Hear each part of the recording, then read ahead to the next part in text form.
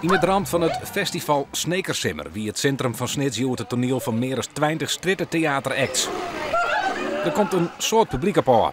Een mooie gelegenheid voor de directie van het nieuwe theater dat bouwd wordt onder de Westersingel om een echt referendum te houden. Op de stoepen van het stadhuis als het treien proefstwollen del set. Voor de leek lijkt er onderscheidend niet zo veel verschil in. Maar alleen het prijsverschil bijvoorbeeld is wel een heel belangrijk element. En de mate van het zitcomfort. En dat testen we vandaag uit. Deze zit lekker. Ja, echt. Maar het is de eerste pas, hè? Want die ook nog. Maar deze zit echt. Dit is wat dikker. U kan nou een theaterstoel uitzoeken hier in het nieuwe theater van Snee. Doen ze de illustrie? Dat weet ik niet. Het is van een gemeente vanzelf.